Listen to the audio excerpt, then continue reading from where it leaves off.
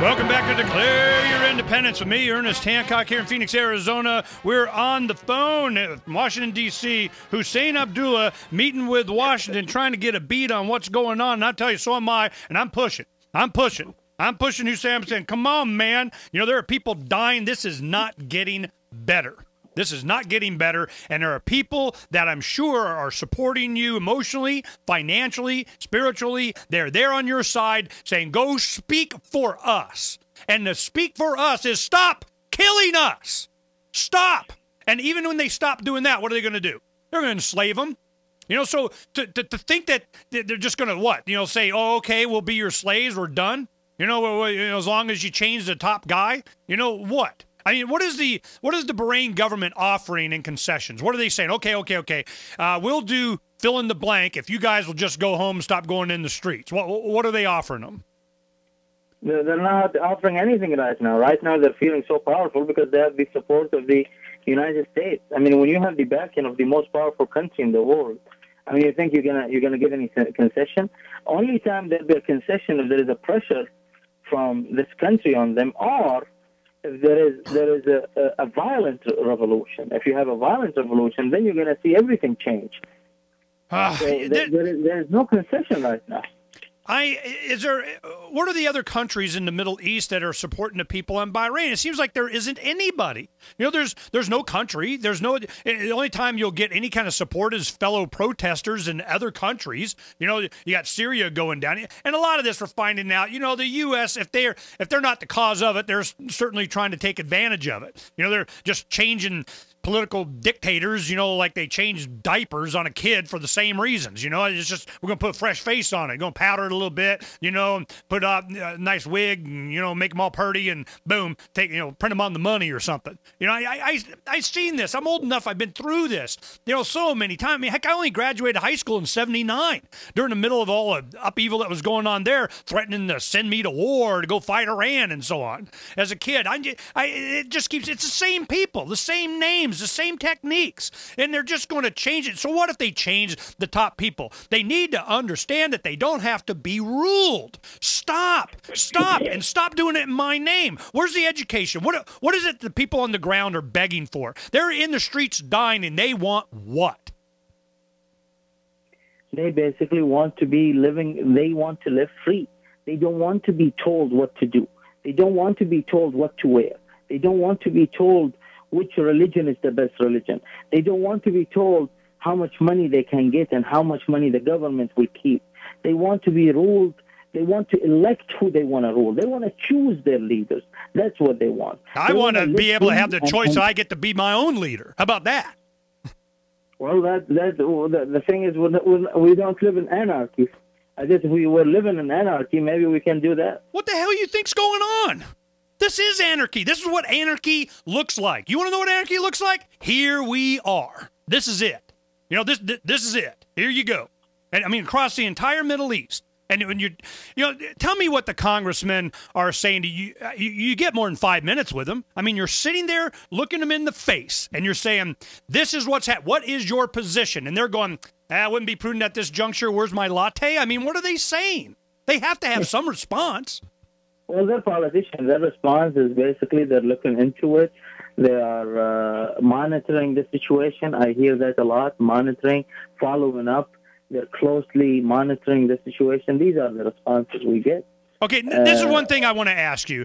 In the center square that a lot of people were gathering, there was some type of a monument that the government just tore down for whatever reason. What was that monument? That was the pearl. You know, Bahrain used to be known for the business of selling and buying pearls or catching pearls from the sea. So that was the Pearl Square, you know, the jewelry. So that was the monument, and it became a symbol of democracy in the country. And the first thing the government did when they captured it back, they destroyed it.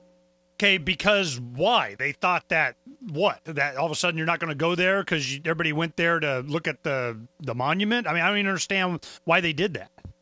Well, they did that because they're dictators. This is how they think. They think if they can destroy something, people will forget about it. Aha! See, that's my point. This is how these people think. They think it's some external, a talisman or some kind of a rock or a place, or it's an idea. It's an idea. The idea that I own myself. The idea that, you know what? You don't own me.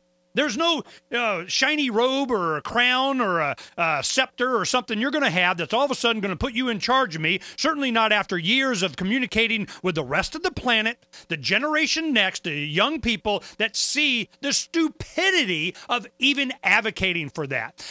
To go and approach these congressmen with the idea that, the government should be changed for another leader or something like that, it's just, you're missing the whole freaking point. The point is, stop trying to rule everybody. And if it's not this one, you are going to have a ruler. You can't even get rid of your passport. In America, you want to go be a citizen of another country? Or you just don't want to be a citizen here? Yeah, well, you got to have another country. We got to have you on somebody's farm. You can't just leave the farm. You got to be somebody else's livestock. This mentality that they have is so apparent. And we're going to be talking about in the next hour with the movie Atlas Shrugged, doing a full review on this thing. We've kind of held off on this. I've been off the air since I saw that, and I'm telling you, ooh, I got something to say. Well, the thing is that this worldwide revolution, which has always been a worldwide revolution because humanity is worldwide. Husain, who are the people that are supporting you? They're going to you and they're saying, what? We want you to go to Washington, meet with these people so that you're a smart guy. You know people in Bahrain. You've been to Bahrain. You speak English. You speak Arabic, I'm sure. So you're going there and advocating for us for a successful effort on your part would result in what? Just the U.S. policy, support them not dying? I mean, what is your goal? What's your mission? What are you trying to accomplish? My mission is to change the U.S. policy in Bahrain from supporting the dictators, the ruling family, Al Khalifa, to actually not support them. Let me tell you how you do that. I'm going to cut you off right there. Let me tell you how you do that. It's not getting in their pods. Just get out. Leave. Gone. If you can't be good guys, go. Go. Go. They will compromise by being good guys. Okay, people. Let us stay and we'll support you. We'll be good guys. But if you say be good guys, to these, well, we still have to have influence inside and be part of and work with and do all that. And that's the kind of crap comes out. You start begging and insisting that they leave like they did in Egypt, like they're doing in, Libya, they're not doing it. But in Egypt, they're going, look, we don't want you here. Just go away. All of a sudden, things happen differently. I'm just, you don't want the U.S. involved at all. Get rid of, where do you think all these problems come from? Who's got the big giant ships and guns sitting on your shores? Who are the guys standing on, the base entrances on your land right there? There are people with M16s wearing a little U.S. flag on their shoulder. And they need to go. They need to come back here. Heck, defend me here. I don't feel threatened by Bahrain. So I'm going, I'm on your case, Husain, because I'm trying to help you. Because I'm telling you, I've been around the block on this stuff so many times with stories around the world, and we cover this all the time, and it is not ever going to end until the advocacy is to get the United States government out of other countries. And if you're not advocating that, then, you're not having a solution. It's just going to be the next tyrannical dictator in charge. I mean, you see where I'm going with this? Yes, I know this chain of thought, and I guess we just see it from two different perspectives. Okay, well, I'm going to let you talk, give your perspective when we come back. I did my rant, man. I wanted to make sure I got that out because I keep seeing this coming back over and over and over. And we're trying to stop the cycle. We're going to have Husain give what successes he's had and what their thought process is when we come back on Declare Your Independence in just a little bit.